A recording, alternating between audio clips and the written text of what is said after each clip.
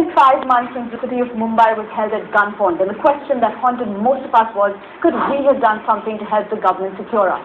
Are we equally responsible for voting in weak leaders or sometimes not voting at all? Are we also happy to be part of the blame game? We're hoping to get some of those answers from the young citizens of our country. We're at the LS Raheja Technical Institute in Worli with the students from their Department of Fashion. At the outset, my first question to you all, how many of you all are going to vote this year? That's not bad, yeah. It's a majority, actually. Yeah, who is not voting? You're not voting, no?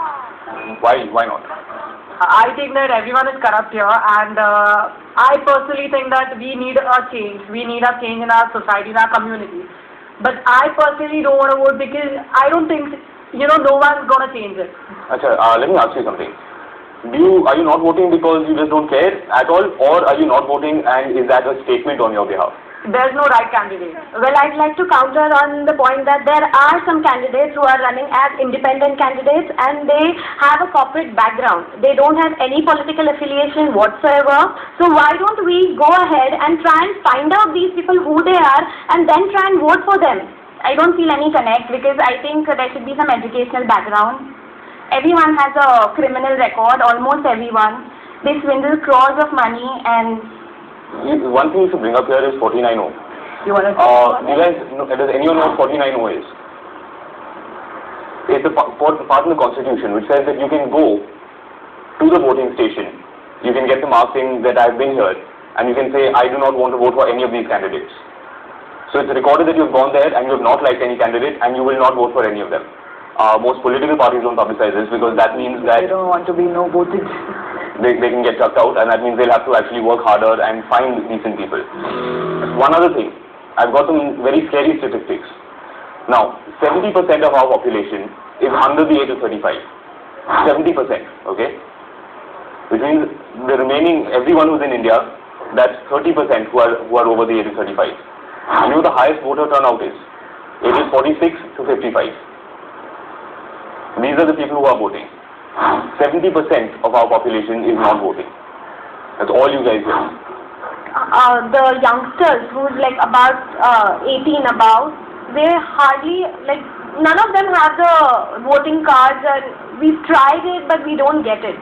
So one reason is this also, that people don't vote. I've been trying to go to the election office for the last 3 years and I've not got my voting card yet. Why? I've been to the election office in Batra East and they've been telling me, come here, go there. And for the last 3 years when the voting has been taking place, I've been going there and I've been asking for a card and they've been giving me different reasons. When I have this problem, it's almost like 3-4 years I've been trying to this, but still my voter's ID card is not yet come. And they always tell me to go there, here. How much we roam from here and there? This happened to a friend of mine.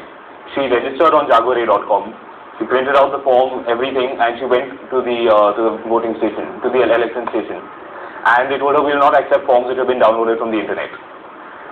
So she spent an hour over there fighting with those guys, and finally they agreed to take the form. Okay, I have one specific example. If in front of you there was a leader who would give you the development, who has a background of giving good development, of creating infrastructure, of giving people a better life, but is not particularly known to be a secular person. I don't want to get into specific names, I'm just talking if you had a leader. What would you choose? What is more important? Ultimately, the trade-off really is what is the human cost.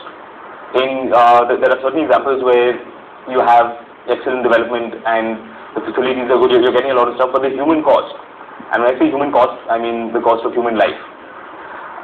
That I feel is a choice that you cannot make. You can't choose, dude, I've got 24 hours electricity, so what if a few people died for it? That is the choice you can't make. I don't think we can start with development first, because the taxes that we pay are for development. Where does the money go? It's corruption. It's corruption that we have to fight first. We can't fight for development. I think instant action should be taken against people who are hampering common man. Like the daily routine, they bring their own personal issues and rivalries. There are many senas that are being formed and they hamper the daily routine of the common man. And what happened in Bangalore some months back, that was absolutely not acceptable. You were talking about what happened in Bangalore. Now, that's a great example of moral policing. We face a lot of that in this great country of ours, where people are beaten up or abused for